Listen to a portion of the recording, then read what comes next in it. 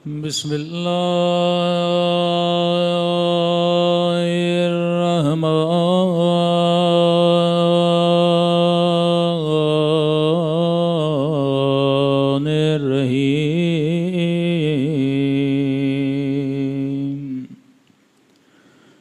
अल्हम्दुलिल्लाहि रब्बिल आलमीन।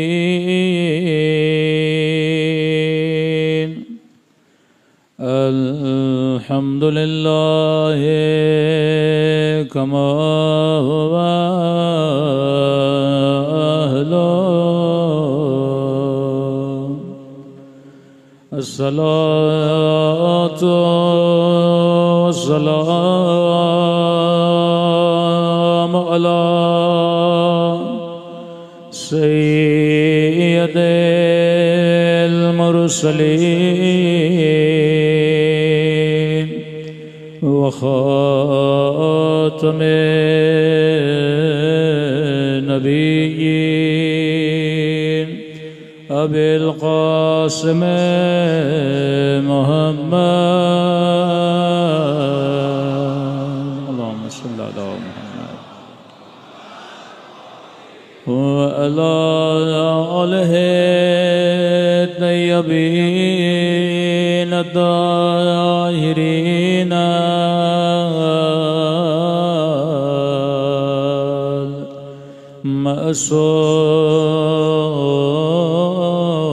मअसूमीन। सब मिल के दुआ इमाम ज़मान। अल्लाहुम्मा कुल्ले वलिका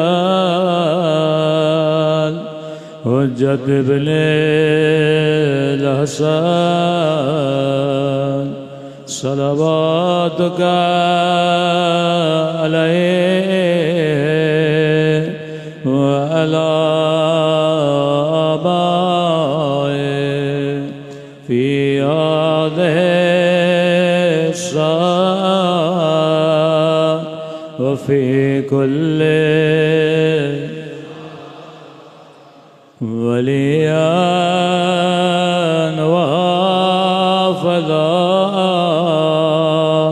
व क़ाइदान व दलीलान हत्ता तुस्किनु अर्ज़का व तुमत्तअ फ़ीहा बिरहमतिका या अरहमर राहिमीन। सल्लल्लाहु अलैहि मोहम्मद।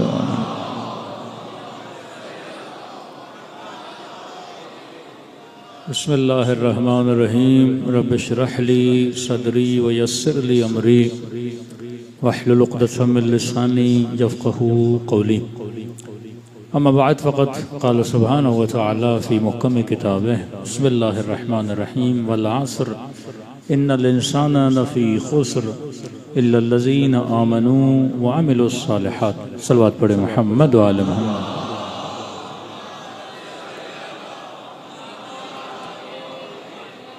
दुआ है परवरदिगार आलम हम सब की इबादतों को अपनी बारगाह में कबूल फरमाए और जिस मकसद ज़िंदगी को लेकर फ़र्श अज़ा पे आते हैं खुदा उन मकासद में भी हम सबको कामयाबियाँ कामरानियाँ नसीब फरमा दें। बस गुजारिश होगी इंतज़ामिया से भी मुंतज़मीन से कि अगर हमें 1:30 बजे अगर मिंबर दिया जाए, क्योंकि थकावट होती है मुसलसल 3 मजालिस पढ़ के आपकी आखिरी मजलिस होती है, ताकि टाइम पे हम भी पढ़ें और टाइम पे मजलिस का इख्तिताम भी हो। सल्लल्लाहु पढ़े मोहम्मद व आले मोहम्मद।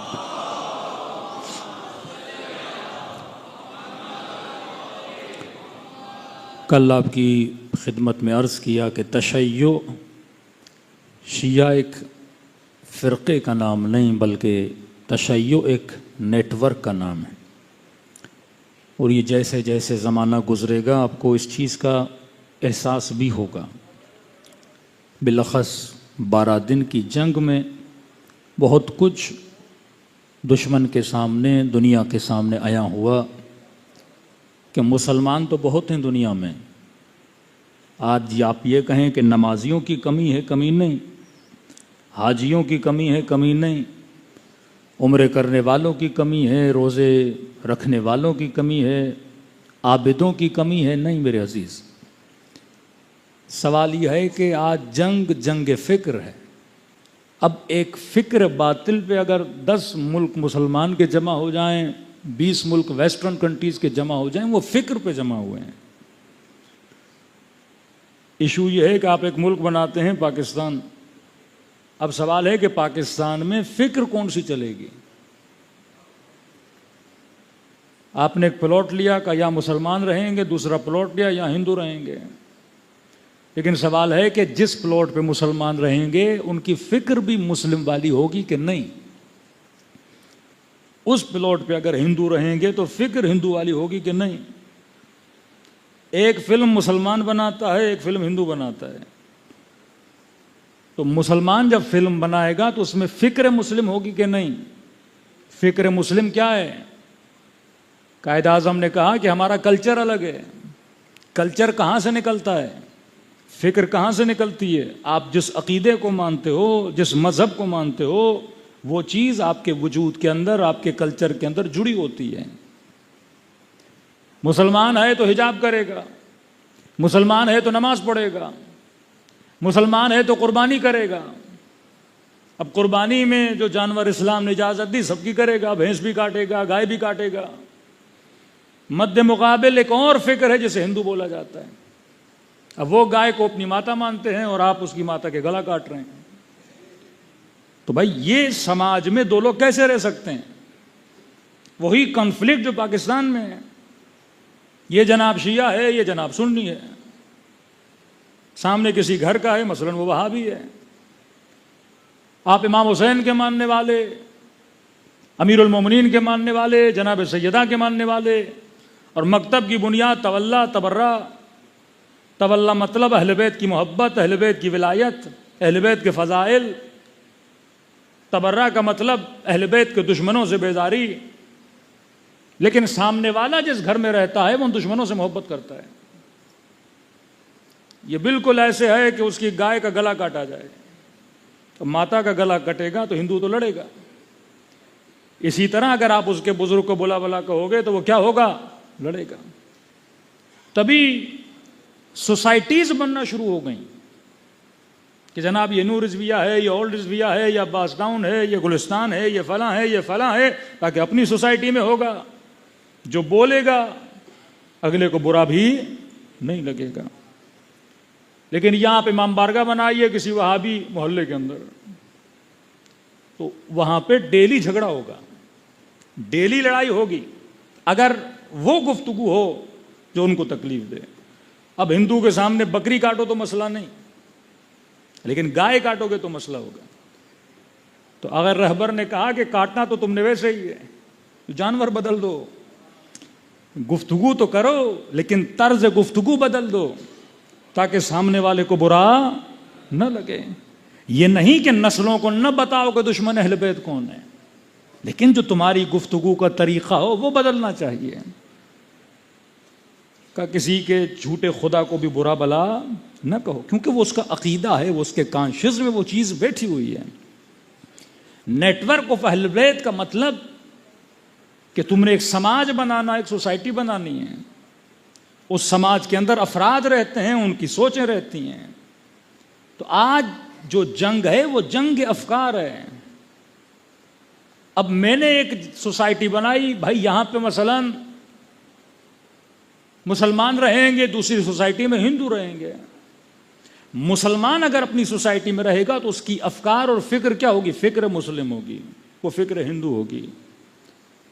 अब हिंदू कल्चर में dance is the part of worship. Dance उनकी इबादत का हिस्सा है। जिस तरह सूफिया नाचते हैं तो वो एक उनका तरीक़ है। ढोल लगाना, रक्स करना, अल्लाहु अल्लाहु करना, वो उनकी इबादत का हिस्सा है। वो भी मुसलमानों का एक फ़िरका है। इसी तरह हिंदुओं के कल्चर में डांस है, मौसीकी, म्यूज़िक, ये उनके कल्चर का हिस्सा है। फिर आप सूफियों के यहाँ हैं, वहाँ भी म्यूज़िक, वो अल्लाह के गीत गाते हैं और वो म्यूज़िक पे गाते हैं। उनके यहाँ भी रक्स पाया जाता है। हिंदुओं के यहाँ वो भी चीज़ पाई जाती है। तभी आप हॉलीवुड की फिल्में देखेंगे, उसमें डांस वांस नहीं होता। ये नहीं कि मसलन जो क्रिश्चियन हैं वो डांस को बुरा मानते हैं, वो भी क्लब्स में जाते हैं, नाचते हैं, सब कुछ करते हैं, लेकिन उनकी फिल्म में नजर नहीं आता, क्योंकि बैकग्राउंड क्रिश्चियनिटी का बैकग्राउंड है। क्रिश्चियनिटी में, मसीहियत में डांस का कोई कॉन्सेप्ट नहीं है। ये और बात है, आज बेदीन हो गए तो वो हर काम कर रहे हैं, लेकिन हिंदू मकतब में, हिंदू मजहब में, क्योंकि डांस उनके कल्चर का हिस्सा है, लिहाजा उनके हर मूवी में आपको डांस नजर आता है। मतलब आप ये तसव्वुर कर ही नहीं सकते कि इंडिया की मूवी और गाना ना हो, लेकिन हॉलीवुड की कई फिल्में आप उठा लेंगे, उसमें गाना नहीं होगा, क्योंकि वो उसके कल्चर का हिस्सा है। अब ये बेवकूफ मुसलमान जिसने मसलन मुल्क बनाया पाकिस्तान के नाम से, कि भाई तुमने बनाया क्यों? ताकि मुस्लिम कल्चर हो। अब मुस्लिम बने और फिल्म बनाओ, कॉपी किसको कर रहा है? उसी इंडिया को कॉपी कर रहा है। भाई जब तुमने कॉपी ही करनी थी तो तुम फिर यहां क्यों आए? इससे अच्छा था कि तुम वहीं बाकी रहते। मुस्लिम सोसाइटी का मतलब है कि मुस्लिम कल्चर, मुस्लिम सोसाइटी का मतलब है मुसलमानों के अक़दार, मुस्लिम सोसाइटी का मतलब है अगर इस्लाम में हया है तो तुम्हारे ड्रामे में, तुम्हारी स्टोरी में हया होना चाहिए। इस्लाम में अगर गैरत है तो तुम्हारी स्टोरी में, तुम्हारे ड्रामे में गैरत होनी चाहिए। वही गैरत जो आपको करबला में नजर आती है, वही हया जो आपको करबला में नजर आता है। अब ये तालीमात मकतब से निकलती हैं। अब सोसाइटीज आप लाख बनाओ, लेकिन फिक्र अगर उनके साथ मिल गई तो उनको मसला इससे नहीं है कि आप 10 मुसलमानों के मुल्क बनाओ, का तुम 20 बना दो, तुम 40 बना दो, लेकिन हम तुझे फिक्र इस्लाम पे चलने नहीं देंगे। फिक्र जो होगी वो फिक्र बातिल होगी। युमिनून बिज्जिब्त व तागूत का मतलब यही है कि ईमान किस पे रखते हैं? तागूत की फिक्र पे रखते हैं। इतना जुल्म करबला में क्यों किया गया? इमाम हुसैन से दुश्मनी थी, लाशें पामाल क्यों किए गए? मौला हुसैन दुनिया से चले गए, शहीद हो गए। आपका कोई दुश्मन है, आप मार देते हो, बात खत्म, दुश्मन दुनिया से चला गया। फिर उसकी बच्चियों को असीर क्यों बनाया? फिर बहनों को बाजारों में क्यों घुमाया गया? ताकि ये लेक्चर दिया जाए, पनिशमेंट हो जमाने के लिए कि बाजारों में घुमाया गया, सरों को ले जाया गया, ताकि आगे से किसी के जहन में ये गुमान भी पैदा ना हो कि हम बनु उमय्या के खिलाफ खड़े हो सकते हैं। फिक्र अबा अब्दुल्ला, अदद को न देख, तादाद को न देख, अपनी किल्लत को न देख कि तुम्हारा अदद 70 है या 100 है, मद्दे मुकाबिल 30,000 का लश्कर है। फिक्र इमाम हुसैन, फरमाया आपने कम मिन फ़िअतिन क़लीलतिन, अल्लाह कुरान में कहता है कभी कभी छोटा सा तबका बड़े से तबके पे क्या हो जाता है? हावी हो जाता है। किस बुनियाद पर?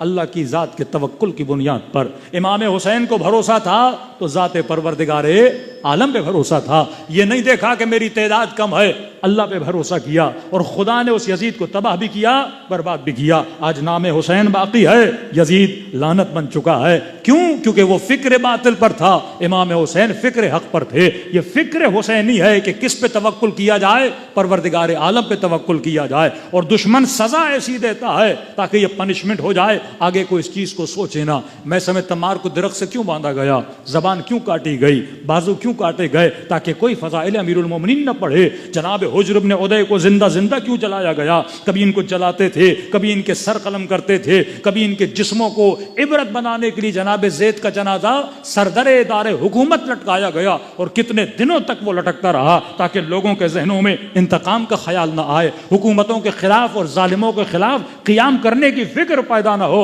और ये फिक्र अलवी है कि शिया कभी मौत से डरा नहीं करते। सुन्नत इलाही पे ईमान रखना ये इस नेटवर्क की बुनियाद है। लन तजद लि सुन्नतिल्लाहि तब्दीला। कुरान पढ़ो, अल्लाह कहता है मेरी सुन्नतें बदलती नहीं। फिक्र हुसैनी रखने वाला मैदान में डट के खड़ा होता है। फिक्र हुसैनी, फिक्र हुसैनी क्या है? मौला हुसैन मदीने से चल रहे हैं, अब्दुल्ला इब्न ज़ुबैर, मोहम्मद इब्न हनफिया, सैयदा ज़ैनब के शोहर अब्दुल्ला इब्न उमर, जितने लोग थे इमाम हुसैन को कह रहे थे अब कहाँ जा रहे हैं? यजीद से लड़ेंगे, लश्कर नहीं, तलवारें नहीं, यजीद का मुकाबला कैसे करेंगे? लेकिन इमाम हुसैन फमन यतवक्कल अलल्लाह फहुव हस्बुह, अल्लाह पे तवक्कुल करके निकलेगा। मुझे पता है मैं जिस रास्ते पे चल रहा हूं शहादत है, लेकिन इज्जत का रास्ता है। जुल्म के मुकाबले में खड़ा होना। कभी सोचिए कि मौला हुसैन की फिक्र क्या थी। ये अजीब है। रेडियो नहीं, टीवी नहीं, मीडिया नहीं, न्यूज़पेपर नहीं, इमाम हुसैन क्या सोच के करबला में खड़े हुए थे? 100 लोगों के साथ 30,000 के लश्कर के मुकाबले में। मौला अगर आप शहीद किए गए तो खबर कौन पहुंचाएगा कि फर्जंद रसूल शहीद हो गए? मौला बात कैसे निकलेगी? क्योंकि मौला हुसैन को एक हिसार में खड़ा कर दिया, एक बयाबां के अंदर। वाकई ना 5 मिनट के लिए सोचिए, यजीदियों ने इमाम हुसैन को शहीद कर दिया, वहीं पे लाशों को दफना देते और चले जाते, कहते हमें नहीं पता किसने मारा और कहां मारा गया। कितने लोग अमेरिका में, कनाडा में, ऑस्ट्रेलिया में उनके ओरिजिन्स या रेड इंडियंस को मारा गया। हजारों की तादाद में, लाखों की तादाद में भेड़ बकरियों की तरह मार के इनको दफना दिया गया। दुनिया को पता भी नहीं उनकी लाशें कहाँ हैं। 1 साल पहले कनाडा में 500 लाशें निकली और आज आकर इन गोरों ने माफ़ी मांगी कि भाई हमारे बड़ों ने मारा था तो हम माफ़ी चाहते हैं। किसी को पता भी नहीं था किस तरह मारा, किस तरह दफनाया। तारीख में कितने हजार लोग हैं जो मर गए लेकिन किसी को पता नहीं। लेकिन इमाम हुसैन किस फिक्र के साथ खड़े हैं कि मौला एक जंगल और बयाबां के अंदर है, आपको शहीद कर दिया जाएगा, लाशें दफना दिए जाएंगे, दुनिया को कैसे पता चलेगा? कमन यत्तक़िल्लाह यजअल लहू मखरजा व यरज़ुक़हु मिन हैसु ला यहतसिब। जहां से तुमने सोचा भी नहीं खुदा वहां से रास्ता बनाता है। किस तरह खुदा ने पैगाम हुसैन को आगे बढ़ाया। आज वजूद शिया किसी मोजज़े से कम नहीं है। किसी कौम को इतना नहीं मारा गया जितना तशय्यो को मारा गया है, जिनके सरों की कीमतें रखी गई। आज तुर्किया में और शाम में ये अलवी फिरका जो आप सुनते हैं, इनको कहते हैं एताम आले मोहम्मद, यतीमान आले मोहम्मद। पूछोगे कितने इमामों को मानते हैं? अलवी कहते हैं 12 इमाम। इमामों के नाम बताओ, 2 इमामों के नाम इनको आते हैं, एक इमाम हुसैन, एक इमाम अली इब्न अबी तालिब। शराब भी पीते हैं, हर गुनाह करते हैं, सब कुछ इनको पता नहीं।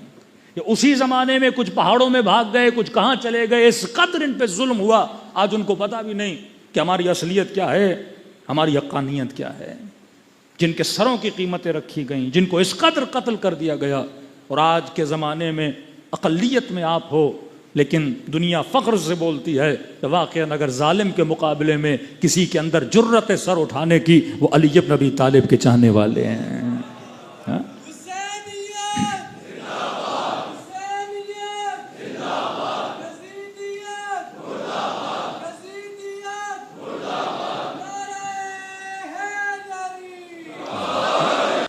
ये कभी आप देखते हैं ना कि पंजाब की वज़ीर आला साहिबा ख़वातीन में मोटर बाइक्स बांटती हैं, इतनी सखावत। हाँ? और वो भी मोटर बाइक देना, वह देना है ख़वातीन को कोई स्कूल बना के दे दो, हाँ? 4 घर इनको दे दो, 5 प्लॉट इनको दे दो, नहीं देनी है बाइक। हाँ? कहाँ हम औरतों को आज़ाद कर रहे हैं। बाइक के पैसे किसने दिए? ये यूएसएड के जरिए से पैसे आते हैं, बजट मंजूर होता है। जब ट्रंप इलेक्शन जीता तो एलन मस्क उसके साथ खड़ा था। आप तकरीर जरा सुन लें। 500 मिलियन डॉलर्स एलन मस्क ने इन्वेस्ट किए अफ्रीकन कंट्रीज में। For what? To promote LGBT। इतना सखी हो गया Elon Musk. $500 million African country जिनके पास खाने के लिए पैसा नहीं, का ये पैसा हम दे रहे हैं, वहां पे NGOs बने, किसको प्रमोट किया जाए? अब शायद नए बच्चों को पता नहीं LGBT, मतलब मर्द मर्द से शादी करे, औरत औरत से शादी करे, ट्रांसजेंडर बना दिए जाए, पूरी नस्लों की फितरत को क्या किया जाए? बिगाड़ा जाए। आपके मुल्कों में बजट लाए जाते हैं यूएसएड के जरिए से। एक मुआशरा जिसके अंदर हया, जिसके अंदर गैरत। अब 10 मौलवियों से और मुफ्तियों से पूछेंगे मौलाना बाइक चलाना शरन हलाल है हराम है? कल मैं बता चुका कि शरीयत मिनिमम बताती है, अखलाक मैक्सिमम बताता है। हाँ, इस्लाम में है कि औरत अपने महरम के साथ बाहर निकले, बची भी रहेगी, महफूज भी रहेगी। अब किसी का महरम नहीं है वो एक अलग बात है, लेकिन उसूल कुल्ली, अब 100 ख़वातीन सब 95 के महरम होंगे, कोई 5-6 सा केस होगा, यूनिक केसेस, वो उसूल कुल्ली नहीं होता कि सब पे हाकिम हो जाए। अब हमारा मुआशरा पाकिस्तान या इंडिया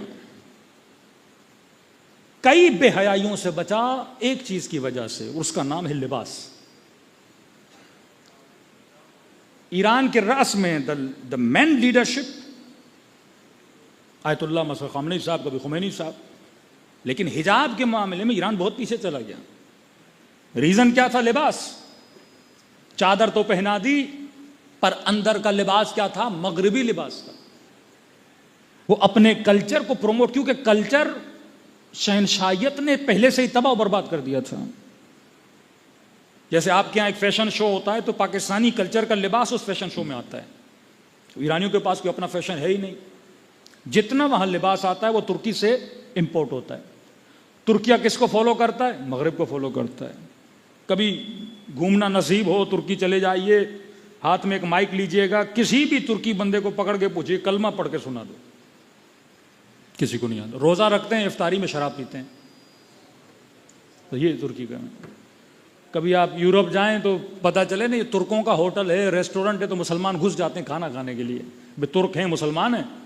और उस रेस्टोरेंट वाले से पूछोगे कि मुर्गी भी है वहाँ पे, अब ज़ाहिर मुर्गी है, तो पूछोगे हलाल है? बोलेगा भाई हलाल है, खाना हलाल है। अब उसका मतलब हलाल से ये है कि मुर्गी हलाल है, उसका मतलब ये नहीं कि कटाई हलाल है। वो कहते हैं हलाल से मतलब खिंजीर नहीं है, सुअर नहीं है, मुर्गी है। कटाई उसकी वही है जो काफरों वाली कटाई है। क्योंकि इस कदर इनके दीन को तबाह बर्बाद कर दिया। कल्चर गया तो दीन गया।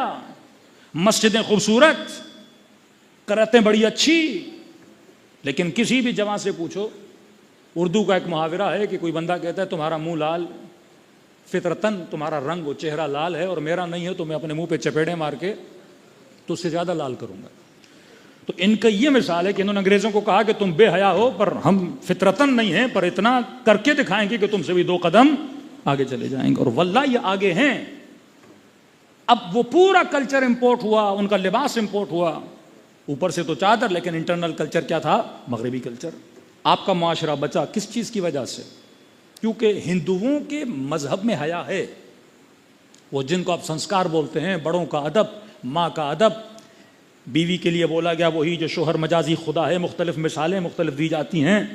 कभी आपने इंडिया पाकिस्तान में नहीं देखा होगा कि खातून जब मोटर बाइक पे बैठती है, पाकिस्तान में बैठने का अंदाज ही अलग है। क्योंकि इस कल्चर में क्या था? हया था। अब अगर कल्चर में कोई चीज है तो इसे क्या बोला जाता है? टेबू। अब इस टेबू का क्या करो? मुकाबला करो। फिर इसके लिए ऐड दी जाती हैं, मुआशरे को खराब करने के लिए एनजीओज बनाई जाती हैं, कल्चर को तबाह बर्बाद करने के लिए। मुसलमान बच्चे ज्यादा पैदा करते हैं, फिर एनजीओज बनी, फिर गांव गांव में गए, फिर फ्री में चीजें बांटने लगे, ताकि फिक्र को क्या किया जाए? बदला जाए। अब उसके नाम से मोटर बाइक बांटी गई।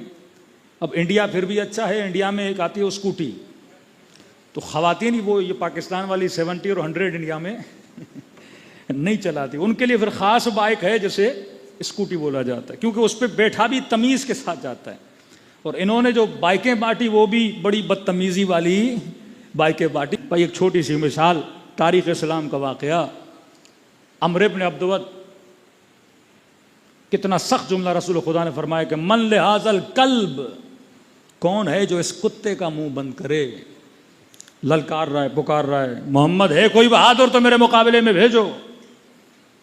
कितने बहादुर बैठे हुए थे, हाँ? भाई बहादुर थे, उठ क्यों नहीं रहे थे? क्योंकि वही वर्ड जो आज बोला जाता है सुपर पावर, एक दूसरे के कानों में बोल रहे थे ये बड़ा सुपर पावर है। एक दिन में हमने देखा है ये ऊंटनी का बच्चा उठा लेता है, किसी ने कहा ये एक दिन में पूरा बकरा खा लेता है। कहा इसके मुकाबले में जाएंगे तो मारे जाएंगे। और उस वक्त भी इस लई के मुकाबले में अली इब्न अबी तालिब खड़े हुए। जब मौला अली जाए तो अम्र इब्न अब्दुवद को अली पे तरस आ रहा था। कहा जवान हो, मेरे मुकाबले में आ रहे हो, मैं तुम्हारे वालिद को जानता था। इमाम ने फरमाया मेरे जिस्म को न देखो, अली की रूहानी ताकत को देखो। हाँ? ये न देखो अली गजा क्या खाते हैं। जब एक यहूदी मदीने में अमीरुल मोमिनीन को देखने आया कि मुझे अली से मिलना है, मौला का लक़ब हैदर था, कहा हैदर से मिलना है। किसी ने इशारा किया, वो जो मस्जिद के दरवाजे के किनारे पे बैठा है वो अली है क्या? नज़दीक आया तो मौला खाना खा रहे थे। क्या देखा? पानी है, सूखी हुई रोटी है, डुबो रहे हैं और कद्दू खा रहे हैं। सर से पांव तक अमीरुल मोमिनीन को देखा, कहा देख के नहीं लगता कि आप हैदर हो? वही हो जिसने मरहब को बिछाड़ा, वही हो जिसने अंतर को बिछाड़ा। इमाम ने फरमाया मैंने जिस्म की ताकत से नहीं, मैंने रूह की ताकत से बिछाड़ा था। हाँ, ये रूह अलवी 88 साल का बूढ़ा सैयद अली खामनेई के जिस्म को न देखो, उसकी रूहानी ताकत को देखो। वो रूहानी ताकत, वो शुजाअत अलवी, वो कुदरत आसाब है कि ये न देखो। उसने अपनी कौम को बावर करवाया, अपनी कौम को मनवाया, अपनी कौम के बच्चे बच्चे को यह समझाया कि अगर हुसैन के मानने वाले हो तुम किसी भी यजीद के मुकाबले में खड़े हो सकते हो। और फरमाया जिल्लत की जिंदगी से इज्जत की मौत बेहतर है। 8 साल जंग है ईरान और इराक की, 8 years। 1.5 साल में सद्दाम थक गया था। बार बार मैसेजेस भेजे इमाम खुमैनी को कि जंग खत्म करो। खुमैनी साहब ने कहा नहीं, शुरू तुमने की है, खत्म हम अपनी मर्जी से करेंगे। और कहा आप इतनी जंग लंबी क्यों कर रहे हैं? कहा ताकि दुनिया को पता चले इस कौम से लड़ने तो आओगे लेकिन जंग से निकलना तुम्हारे लिए बड़ा मुश्किल होगा। आज यजीद भी पछता रहा होगा, यजीदी भी पछता रहे होंगे कि हम हुसैन के मुकाबले में गए क्यों। क्योंकि ता कयामत जब तक हुसैन का नाम लिया जाएगा यजीद पे लानत भेजी जाएगी। सलवात पढ़े मोहम्मद वाले मोहम्मद पर।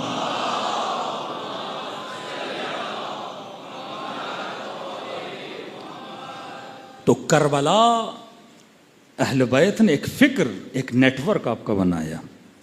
ये मत समझिए कि ये मकतब अहले बैत कोई मोजज़ाती मकतब है, इसी तरह चला, नहीं। इसके लिए मेहनतें हैं। कल मैंने अर्ज़ किया कि हर ज़माने में अहले बैत ने अपने वकील, अपने असहाब बनाए। जाबिर इब्ने हय्यान, बाज़ लोग इतने परेशान हैं जनाब जाबिर के लिए असल इनका वजूद भी था कि नहीं। इस तरह से खुफिया तरीके से रहते थे। जाबिर एक ऐसे ख़त लिखते थे जो अगर कोई कागज़ किसी के पास पहुंचता तो वो सफ़ेद कागज़ था।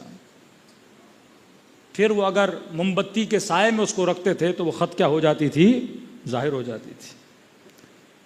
यहाँ तक 11वें इमाम के लिए लोगों में शक पैदा हुआ कि 11वें इमाम ने हज भी किया है कि नहीं। हालांकि एक रिवायत में मौला ने हज किया है, वो यहाँ खुफिया हज था। अपने शियों को यहाँ तक हालात ख़राब थे कि इमाम ने फरमाया कि अगर मुझे दूर से भी देखो सलाम न करना, यहाँ तक कि इशारा भी न करना, क्योंकि अगर कोई इशारा करता उसको भी पकड़ के ले जाया जाता और मार दिया जाता। इन सख्त तरीन हालात में अपने शियों के साथ अहले बैत ने ताल्लुक़ बनाया। इमाम रदा, इमाम जवाद, इमाम अली नक़ी, मामून के ज़माने में एक बहुत बड़ा मसला खड़ा हुआ खिदमत कुरान का, कि कुरान कदीम है या हादिस है। कदीम का मतलब जब से खुदा है तब से कुरान है। हादिस का मतलब नहीं पहले खुदा है बाद में कुरान बना। सख्ती से अहले बैत ने अपने शियों को मना किया कि जहां पर भी यह मसला हो तुमने इस मसले पे अपनी ज़बान को खोलना नहीं है। इस मसले के दोनों सिरों में शिर है, इस मसले पे तुमने खामोशी। इन 3 अदवार में, 3 इमामों के अदवार में शिया इसमें अहले सुन्नत का बहुत बड़ा इमाम, हनफी जितने अहनाफ हैं इनके इमाम को मोतसिम के ज़माने में जिंदान में डाला गया क्योंकि ये कुरान को कदीम मानते थे। इनको ताज़ियाने भी मारे गए, जिंदान में भी गए। मामून के ज़माने में जब मुसलमान रूम में असीर बन के चले गए और रूमियों ने कहा हमें पैसे दो, उसके बदले में अपने उसरा को ले लो, तो मामून ने अपने लोगों को कहा कि इन असीरों को लाओ जितने मुसलमान हैं, इनसे सिर्फ इतना पूछना है कि कुरान को कदीम मानते हो या हादिस मानते हो। अगर अक़ीदा खिदमत कुरान पर कायल हैं तो इनको फिर रूमियों को वापस कर दो, जो इस अक़ीदे का कायल नहीं है उसे हमारे पास लेकर आओ। हज़ारों लोगों को मारा गया एक अक़ीदे की वजह से। मासूमीन ने उस ज़माने में अपने शियों को बचाया कि इन मसाइल के बीच में तुम लोगों ने पढ़ना नहीं है। इमाम हसन अस्करी, फिर इमाम की ग़ैबत जब तक इमाम है तो रअस मुआशरा, the head of the society कौन बना?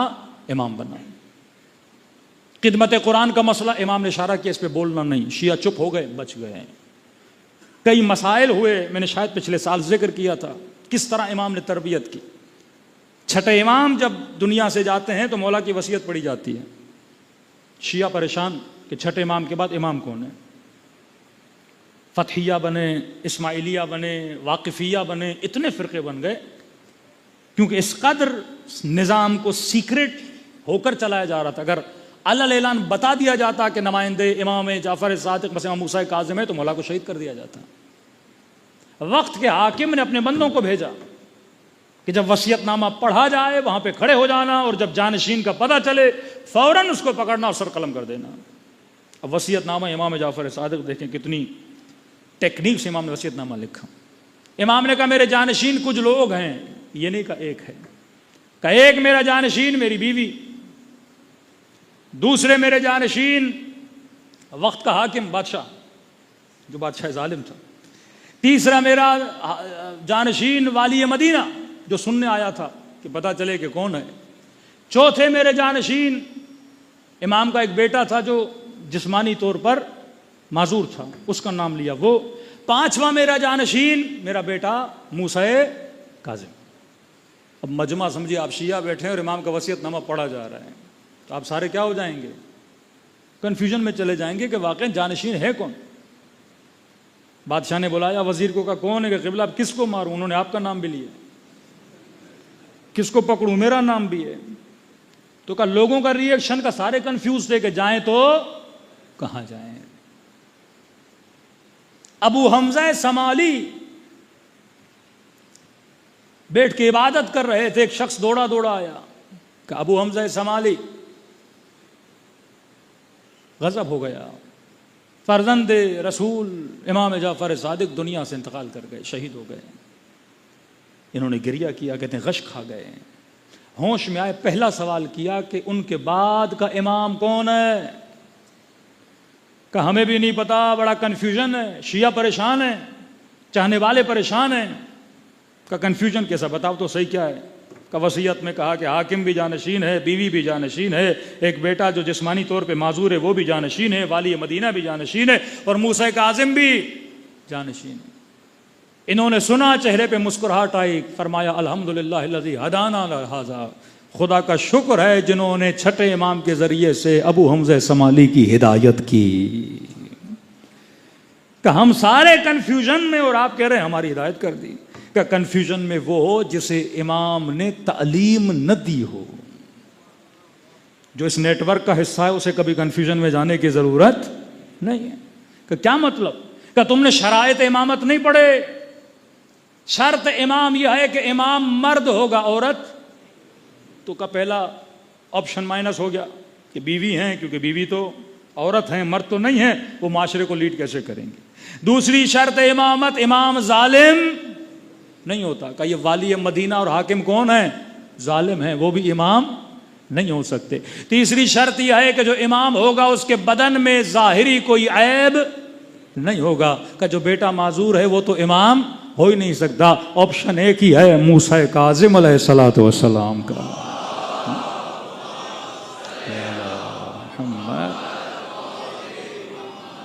ये वो नेटवर्क था जिसमें अफराद को तरबियत। अब ये अबू हमजा समाली है जो लोगों को बताएंगे इमाम कौन है। ये शराइत इमामत आज का शिया जो अब्बास टाउन में बैठकर अहल बैत को मान रहा है, ये अकीदे के एतबार से बहुत तरक्की में है, क्योंकि इसे पता है कि इमाम मासूम भी हैं, इसे पता है कि इमाम बचपन में भी इमाम होता है, इसे पता है कि इमाम की ताकत और इमाम का पावर क्या है। लेकिन इमाम रज़ा के ज़माने में इतने साल इमाम के साथ रहने वाले, कल मैंने अर्ज़ की जनाब यूनुस कि इमाम रज़ा शहीद हो गए और कहा कि इमाम जवाद तो अभी छोटे हैं, हम वेट करेंगे। जनाब अब्बास सालत ने कहा कि तुम सोच भी कैसे सकते हो, तुमने कुरान नहीं पढ़ा। अकीदे इमामत कि इमाम अगर हज़रत ईसा माँ के बारे में कहते हैं कि मैं नबी हूँ, तो इमाम भी नबी के मकाम से बअक़ीदा तशय्यो रसूल खुदा के जानशीन माँ कबल तमाम जानशीनों से क्या है अफजल हैं। तो ये भी माँ के शिकम से लेकर और जब तक दुनिया में है मकाम इमामत पर क्या हैं, फाइज हैं। आज के शिया बच्चे के पास इतना इल्म है, क्यों? क्योंकि आपने एक मसाफत और सफ़र तय किया है। उस ज़माने में अक़ाइद के मसाइल थे, लोग इतने मजबूत नहीं थे। अब किसी मुआशरे का हेड इमाम मासूम है तो इमाम आपको बचा सकते हैं मुख्तलिफ मसाइल से। शियों के लिए मुश्किलात तब शुरू हुई जब इमाम पर्दे गैब में चले। अब गैबत की क्या मसलहत है वो परवरदिगार आलम जाने। ज़हूर कब होगा वो मसाले खुदाबंदी है, लेकिन जब इमाम गैबत में गए तो असल मसाइल शियों के लिए शुरू हो गए। उसूली तबका अखबारी तबका, तफकीकी, फ़लसफ़ी, एक आयतुल्लाह दूसरे आयतुल्लाह को कह रहा है कि अगर ये फ़लसफ़े को मानता है ये नजस है। मतलब इस हद तक हौज़ा ये इल्मिया में मसाइल थे कि नजफ़ के बाज़ उलमा ने जो एंटी फ़िलोसॉफ़ी थे उन्होंने कहा जो फ़लसफ़ा पढ़ता है, फ़लसफ़ा मानता है, वो नजस है। इवन आप उससे हाथ नहीं मिला सकते। अमीरुल मोमिनीन का मानने वाला हाथ नहीं मिला सकते। फिर उसूली शिया, फिर अखबारी शिया, मसाइल जदीद, ट्रांसजेंडर का मसला, ये उस ज़माने में तो नहीं थे। एक बंदा ऑपरेशन करा के मर्द भी बन सकता है, औरत बन सकती है, ऑपरेशन जायज़ है या हराम है। इंटरनेट आ गए, आप जवान के मौलाना इंटरनेट इस्तेमाल करें कि ना करें। उसूली बड़े मोहतात, अखबारी हुर्मत अहले बैत में बहुत शिद्दत थे उनके अंदर, लेकिन मसाइल में बड़ा फ्लुएंटली वो आसानी से आगे बढ़ जाते हैं। अब आप कब तक इस जवान को रोकोगे, जनाब इंटरनेट इस्तेमाल नहीं करो, हराम है। 1 दिन, 2 दिन, 5 दिन, 6 दिन, लेकिन मुआशरा बगैर इंटरनेट के जब चल ही नहीं सकता। यूनिवर्सिटी में एडमिशन लेगा, कहेंगे ईमेल है कि नहीं, फलां वेबसाइट पे जाके फॉर्म भरो। अब ये बेचारा करे तो क्या करे, फतवा आ गया इंटरनेट हराम। अब यूनिवर्सिटी में जा ही नहीं सकता जब तक इंटरनेट इसके पास न हो।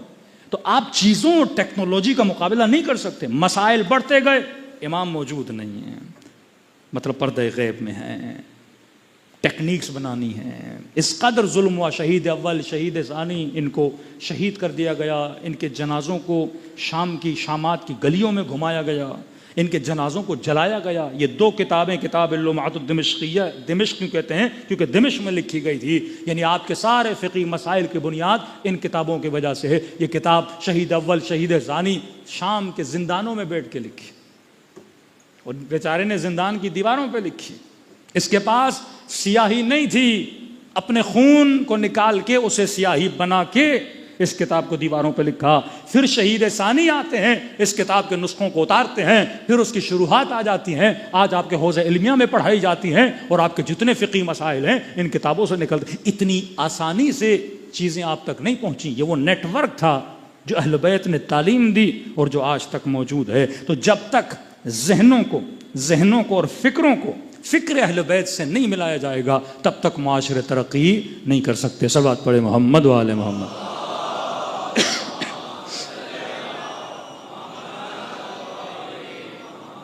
अब सबसे ज़्यादा जो इन्होंने ख़तरा क्रिएट किया, वो जब आप नेटवर्क ऑफ अहले बैत से दूर होंगे तो सबसे ज़्यादा नुकसान किसको है, आपकी फैमिलीज़ को है, आपकी नस्लों को। एक किताब का मैं हवाला दे रहा हूँ, आज वक्त बहुत हो चुका है। किताब का नाम है the war against the family. लिखने वाले हैं विलियम गार्डनर। 20 साल पहले इस बंदे ने किताब लिखी है, कनाडा का रहने वाला है। 20 साल पहले। अब लिखने वाला कोई मुसलमान नहीं है, Christian. The war against the family, खानदान के खिलाफ जंग। इसने सारे पॉइंट लिखे हैं, आप नेट पे जाएंगे, ये पीडीएफ फॉर्मेट में आपको अवेलेबल है। कोई भी जवान इस किताब को, ये नहीं कि उसकी सारी बातें सही है, लेकिन अक्सर बातें इसकी सही हैं, क्योंकि उनका अपना बंदा बताता है कि किस तरह से इन्होंने फैमिली के निज़ाम को तबाह हो बर्बाद किया। ये मजलिस क्या करती है, आपके वजूद को जमा करती है ना। रशिया यूक्रेन की जंग है, 2-3 साल हो गया, पता नहीं कितने साल चले। कभी ना कभी ये जंग खत्म होगी, लेकिन जंग खत्म होने के बाद इन 2 कौमों के अंदर जो अदावत पैदा हुई है उसको खत्म करने में शायद सदियां लग जाएं, क्योंकि रशियंस ने इनके बंदे मारे, इन्होंने रशियंस को मारा। अब इनके बीच में क्या आ गई, अदावत आ गई, ये लड़ते रहेंगे। 8 साल जंग चली ईरान और इराक में, या सद्दाम वासिल जहन्नुम हुआ। 8 साल अगर 2 मुल्क आपस में लड़े तो उनमें क्या होनी चाहिए, दुश्मनी होनी चाहिए ना। दुनिया ने देखा कि जो 2 मुल्क आपस में 8 साल लड़े थे, 40 में ईरानी इराक आते हैं, इराकी ईरानियों के पांव दबा रहे होते हैं, उनको खाना खिला रहे होते हैं।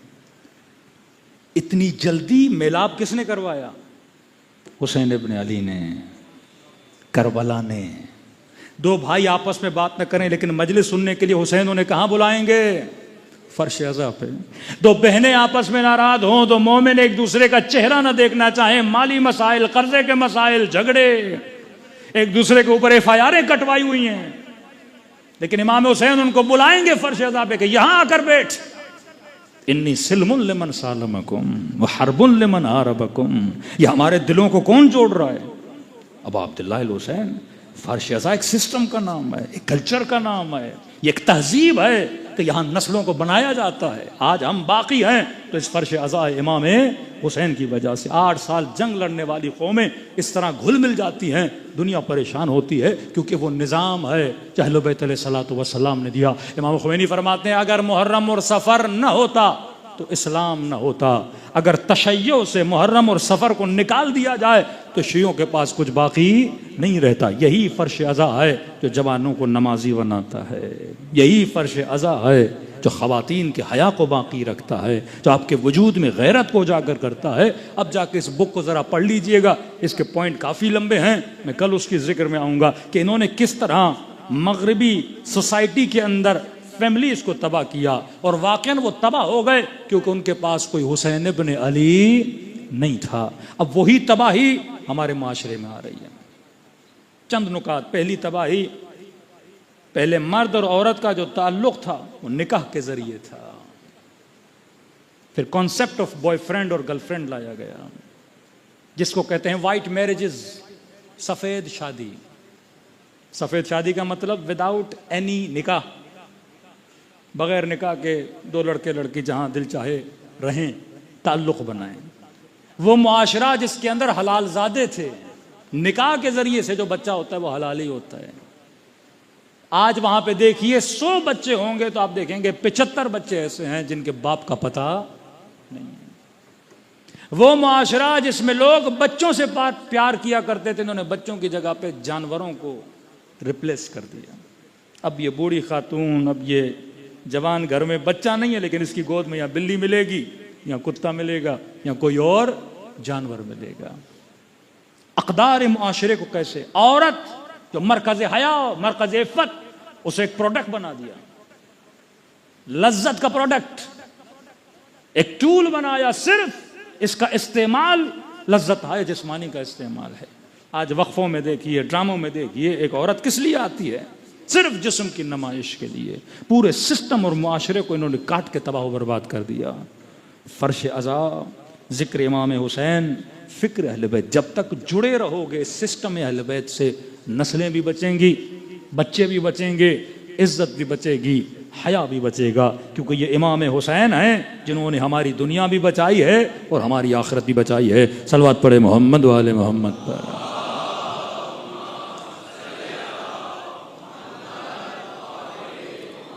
वह अज्जल फ़रजहुम। तो जब तक हम नेटवर्क ऑफ अहलुल बैत अलैहिस्सलातु वस्सलाम से जुड़े रहेंगे, बचे रहेंगे। और ये नेटवर्क मरसिए की सूरत में, नोहे की सूरत में, मजलिस की सूरत में, अज़ा की सूरत में, बस इसको एक सांचे में ढालना है। जब तक अहल बैत अलैहिस्सलातु वस्सलाम के क़वानीन पे चलते रहेंगे, हमारी नस्लें बचती रहेंगी। फरमाया खुदा ने इस कौम को गमे हुसैन पे गिरिए जैसी नेमत से नवाजा। कितने लोग हैं जो जिक्र की वजह से जन्नती बने। हमें तो चलते फिरते इतने जवान कुछ ख़वातीन के पैगामात आते हैं कि एक इस फरमान अहले बैत की वजह से, इस वाक़े की वजह से, इस ज़िक्र मुसीबत की वजह से हमारे दिल के अंदर खुदा ने ये नूरानियत पैदा की। तेहरान में एक आलिम दीन कहते हैं कि मैं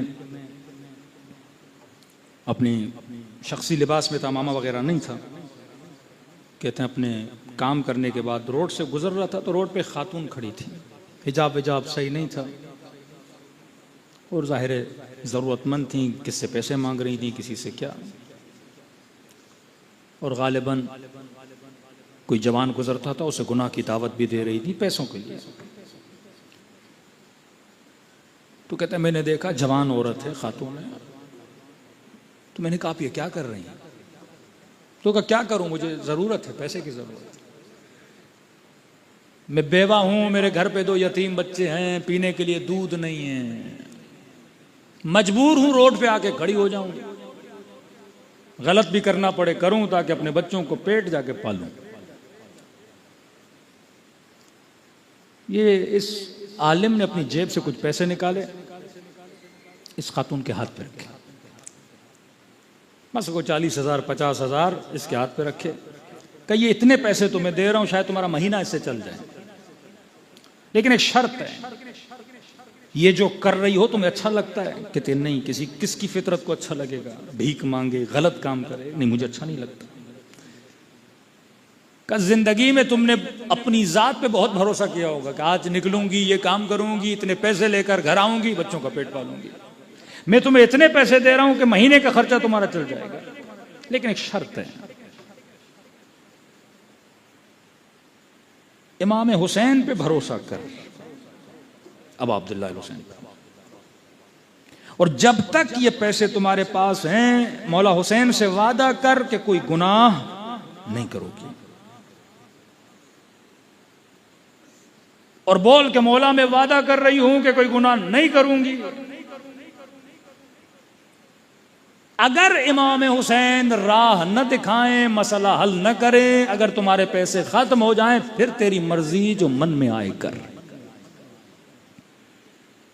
इसने कहा आसमान के नीचे खड़ी हूं, आपसे वादा करती हूं, मुझे हुसैन की कसम है, जब तक ये पैसे हैं मैं गुनाह का सोचूंगी भी नहीं। ये कहते मैं चला गया। ईमान होना चाहिए इंसान को। ये आलिम कहते हैं तकरीबन 2-3 साल के बाद मैं करबला गया इमाम हुसैन की ज़ियारत को। जरिए इमाम हुसैन की ज़ियारत की, बैनुल हरमैन से गुजर रहा था तो मैंने देखा एक शख्स है जो दौड़ा दौड़ा मेरे पीछे आ रहा है। एक जवान है, दाढ़ी वाड़ी रखी हुई है। क़िबला साहब, जी जी जी, कि मेरी बीवी आपसे कुछ बात करना चाहती। कहते आगे बढ़ा, एक खातून मुहज्जबा, चेहरे पे पोशी लगी हुई, चेहरा भी पर्दे से ढांपा हुआ। मैंने कहा जी बोलिए। कहा मैं आपको जानती हूं। कौन है आप? कहा 2-3 साल पहले आपने रोड पे मेरे हाथ पे 40,000 रखे थे और कहा था इमाम हुसैन से वादा करो, भरोसा करो, जब तक ये पैसे हैं गुनाह नहीं करोगी। कहा मैंने अपने वादे पे अमल किया, जब तक वो पैसे थे मैंने गुनाह का कभी सोचा भी नहीं। कहा जैसे ये नियत की, कहा 40 दिन तो दूर हैं, 1 हफ्ते में खुदा ने मेरे घर में रिश्ता भेजा। इसी जवान का रिश्ता है और इतना नेक और मुतदय्यिन जवान मुझे अपनी जोजा बनाया। कहा उस दिन के बाद मेरे दिल में इतना इश्क इमाम हुसैन आया कि इतने सालों के बाद फिर इमाम हुसैन ने मुझे करबला बुलाया, और करबला बुलाया तो मेरा सामना किसके साथ हुआ? आपके साथ हुआ कि मैं आपको बताऊं कि हुसैन ने अपना वादा पूरा किया। ये मजलिस अज़ा इमाम हुसैन है जो लोगों को गंदगियों से निकालकर, निजासतों से निकालकर मैदान तहारत में लाके सवाल भरोसा करो अहले बैत अलैहिस्सलातु वस्सलाम पे। इस तरह कह रहा हूं किसी मुल्क का लीडर इतनी हिम्मत नहीं रखता, लेकिन ये सैयद अली का वजूद, किसी कौम के पास कौमें हसरतें खाती हैं, खुदा हमें ऐसे लीडर अता करे। ये भरोसा है। वमन यतवक्कल अलल्लाह। आज जवान इमाम हुसैन की मजलिस में आता है, भाई थोड़ा तो अल्लाह पे भरोसा करो, थोड़ा तालीमात अहले बैत पे चलो, थोड़ा कवानीन जो नहजुल बलागा में अमीरुल मोमिनीन ने बताया उस पे चलो। फिर अगर ज़िंदगी में कोई मसला हो तो आप अहले बैत अलैहिस्सलातु वस्सलाम से शिकायत कर सकते हो। का कैसे मुमकिन है कोई मुहर्रम में आए और खुदा हुसैन के सदक़े में उसकी झोली को आबाद न करे, जब एक आंसू में इतनी ताकत है कि वो जहन्नुम की आग को बुझा सकता है। फरमाया खुलूस दिल से अगर मच्छर के पर के बराबर आंखों की पलकें गीली हो जाएं, खुदा इसको जहन्नुम से आज़ाद कर देता है। आइए दिलों को करबला की तरफ रवाना करें। आज बैठे हो ना, मौसम भी अच्छा है, आप में से कोई इतना भूखा नहीं, कोई इतना प्यासा नहीं, किसी को इतने तमाचे नहीं लगे, किसी को इतने ताजियाने नहीं लगे, फिर भी हम बैठ बैठ के थक जाते हैं। 11 मुहर्रम को सैयदा ज़ैनब कितने बच्चों को जलते हुए खेमों से निकाला, कितनी बार खेमे से तल्ले ज़ैनबिया की तरफ दौड़ें लगाईं, लेकिन 11 मुहर्रम की रात मुसल्ले इबादत पर आती हैं और कहती हैं अल्हम्दुलिल्लाह, खुदा तेरा शुक्र है तूने ज़ैनब की कुर्बानियों को कबूल किया। कल भी अर्ज किया था, फरमाया कसरत से मेरे बाबा हुसैन को सलाम करो। क्या मौला इतनी ताकीद क्यों है? फरमाया क्योंकि आशूरा के दिन मेरा बाबा तरस गया था। फरमाया जब तुम में से कोई सलाम करता है तो मेरे बाबा के कलेजे को ठंडक मिलती है। दिलों को बैनुल हरमैन ले जाएं। खुदा सबको तौफीक दे मेरे समेत कि ये सलाम जाके ज़रिए हुसैन के सामने अदा करें, बैनुल हरमैन में पढ़ें और खुदा हम सबको आक़िबत बखैरी नसीब करें। जिसे सलाम आता है मेरे साथ पढ़ें, जिसे नहीं आता नाम हुसैन तो हर मोमिन को आता है। अस्सलामु अलल हुसैन व अला अली इब्न अल हुसैन व अला औलाद अल हुसैन व अला अस्हाब बुलंद आवाज़ से अस्सलाम अला हुसैन व अला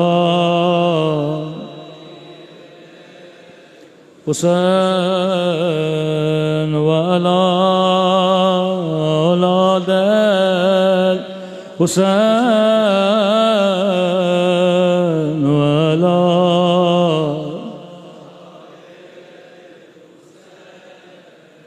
अस्सलामु अलल हुसैन व अला अली इब्न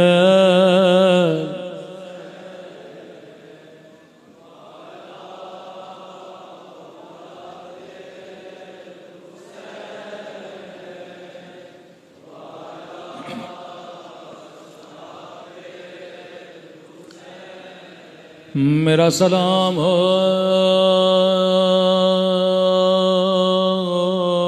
ज़ैनब की लुटी हुई चादर पे।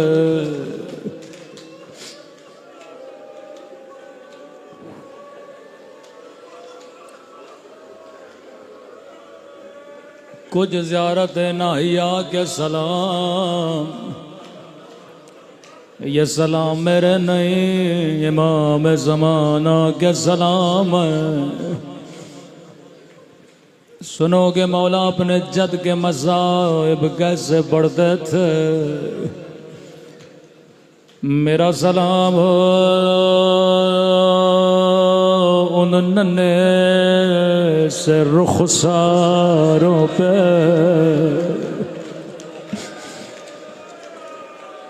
नाम नहीं लिया इशारा किया। अल्लाह जाने ये रुखसार अली असगर के हैं, अल्लाह जाने ये रुखसार कासिम के हैं। इशारे से समझ जाओगे ये किसके रुखसार हैं। मेरा सलाम हो उन नन्हे से रुखसारों पे, ओ जिनका रंग बदलता रहा।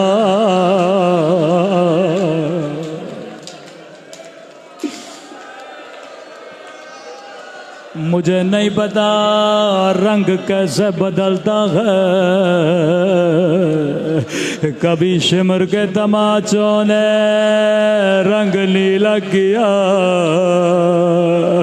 कभी जालिम के तमाचों ने रंग सियाह किया।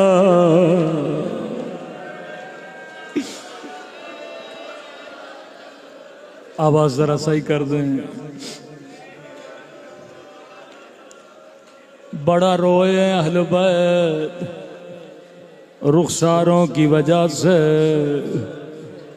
कितनी बीबियां करबला में मौजूद थी, किसी के रुखसार को याद नहीं किया, लेकिन एक 4 साला बच्चे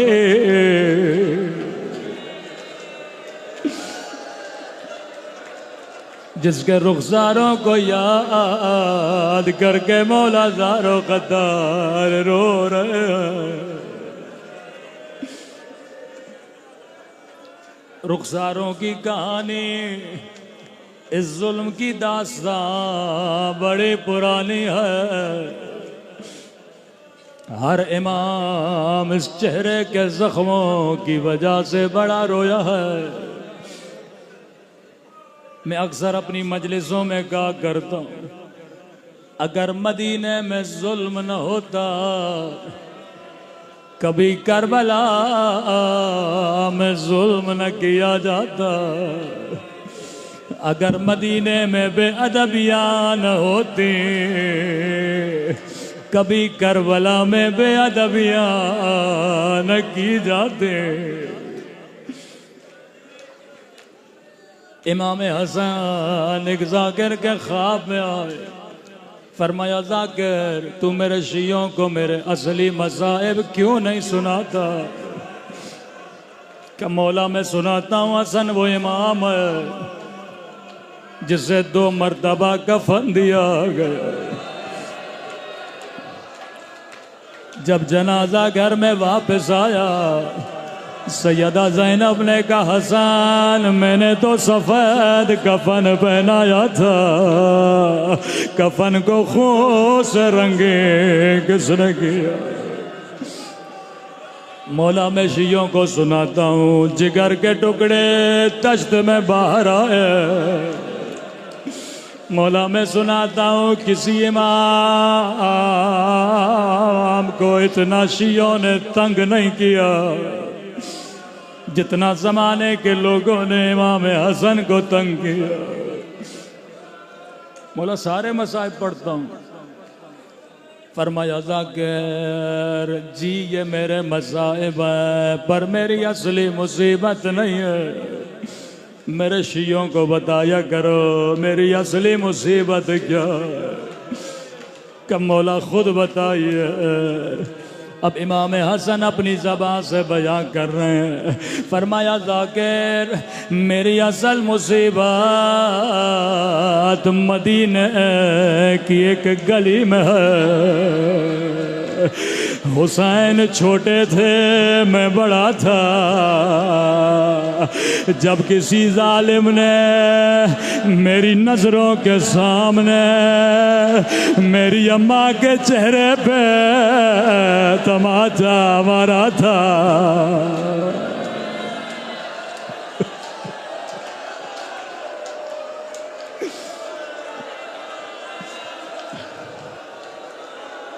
वल्लाह अगर मदीने में तमाचा न मारा जाता, कभी करबला में सकीना के रुखसारों का रंग न बदलता।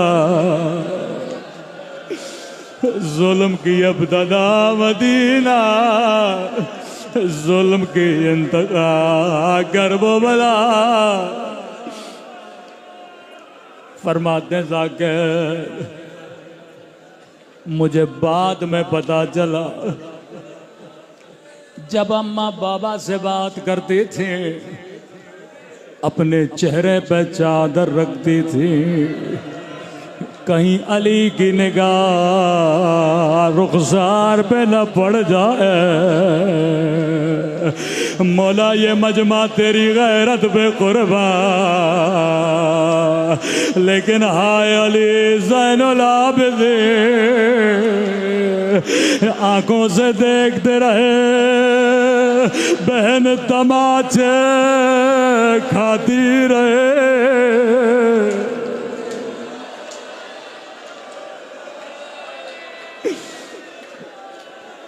अल्लाह जाने इमाम ज़ैनुल आबिदीन पर क्या गुजरी होगी। मैं हमेशा दुआ करता हूँ अल्लाह आपकी माओ का साया सरों पे बाकी रखे। बड़ा मुश्किल मंजर होता है जब कोई बेटा माँ का जनाजा उठाता है, बड़ी मुश्किल घड़ी है जब कफन में लिपटा हुआ माँ का चेहरा देखो और ये सोचो ये आखिरी बार अम्मा का चेहरा देखने को मिलता है। अली ने गुस्ल दिया, कफन दिया, जनाजा घर के सहन में रखा। अस्मा, फिजा, बच्चों को कहो आखिरी बार अम्मा का दीदार कर ले। नन्हे नन्हे बच्चे घुटनों में सर दे के ज़ारो कतार रो रहे हैं। जैसे फिजा ने का माँ का दीदार कर लो, हसन दौड़े दौड़े आगे बढ़े, माँ के रुखसारों का बोसा लेने लगे। ज़ैनब आगे बढ़े, माँ के सीने से लिपट गए। उम्मे कुलसूम आगे बढ़ी, अम्मा के कदमों से लिपट गए। लेकिन फिजा कहती है कि 4 साला बच्चा था,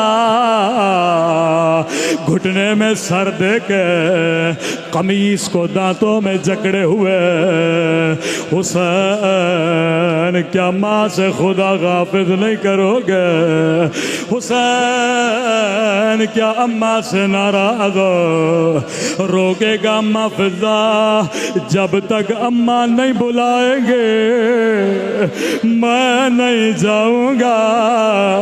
अल्लामा मजलिसी फरमाते हैं इतना कहना था, सैयदा जहरा से भी बर्दाश्त नहीं हुआ। एक मर्तबा बंदे कफन खुले, जख्मी हाथ बाहर आया, आवाज आई आजा मेरे करबला वाले हुसैन।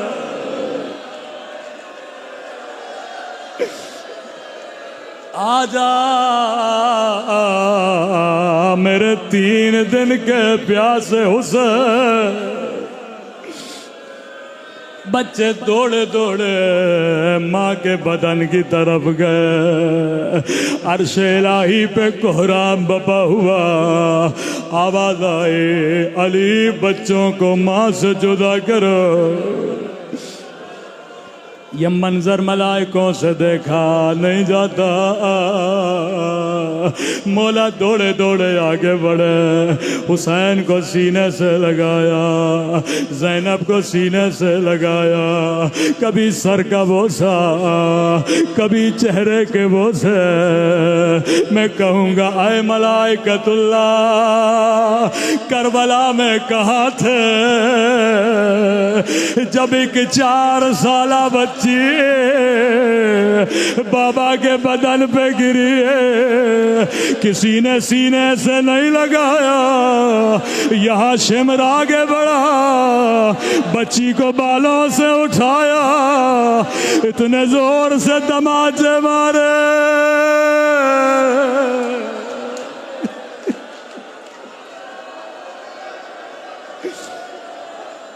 अला लअनतुल्लाह अलल कौम ज़ालिमीन।